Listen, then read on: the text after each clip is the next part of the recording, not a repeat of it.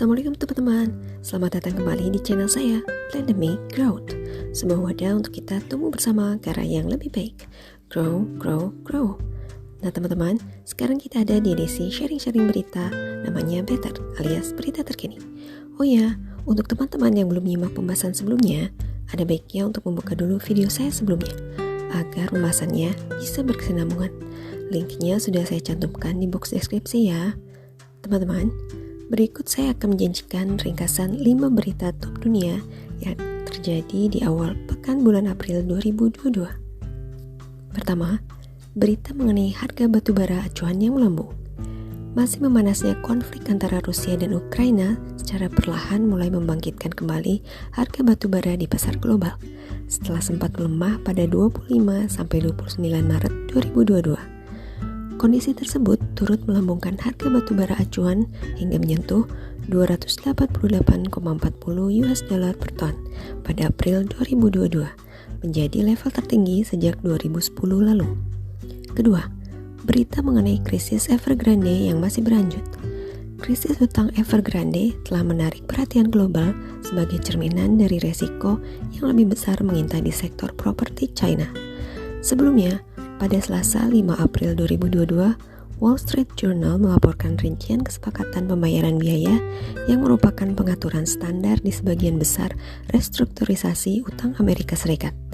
Obligasi luar negeri perusahaan diperdagangkan untuk sen dolar Amerika Serikat pada prospek mendung untuk restrukturisasi. Ketiga, berita mengenai kesiapan infrastruktur TI untuk MXGP 2022 Sumbawa. Ajang balapan motor cross Grand Prix diagendakan pada 24-26 Juni 2022 di kawasan Samota, Kabupaten Sumbawa, Nusa Tenggara Barat. Akan tetapi, hingga saat ini, infrastruktur telekomunikasi di sana dinilai masih jauh dari mumpuni. Sayangnya, bukan saja menyangkut akses telekomunikasi, kendala terbesar yang akan dihadapi pemerintah adalah belum tersedianya infrastruktur dasar seperti listrik, jalan, hingga air bersih. Keempat, berita mengenai emisi surat utang korporasi yang akan semakin beresiko.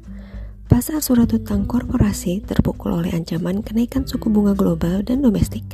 Memasuki kuartal 2 2022, beberapa perusahaan tengah bersiap menerbitkan obligasi maupun sukuk untuk menggalang dana korporasi. Namun, analisis menilai periode ini perusahaan akan menghadapi risiko pasar yang terlihat dari beberapa sentimen yang ada. Saat ini, pasar surat utang korporasi sedang mengantisipasi tantangan peningkatan suku bunga acuan Bank Indonesia. Kelima, berita mengenai pembalasan Rusia terhadap negara yang tak ramah.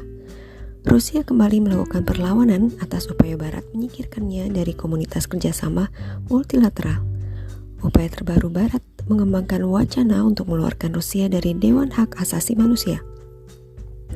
Wacana itu digulirkan setelah beredarnya foto pembantaian warga tidak bersenjata di pemukiman Bucha, wilayah Kiev, Ukraina.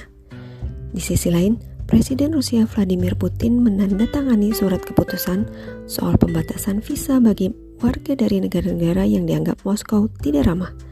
Kebijakan tersebut dipilih sebagai balasan sanksi yang dijatuhkan kepada Rusia setelah menginvasi Ukraina.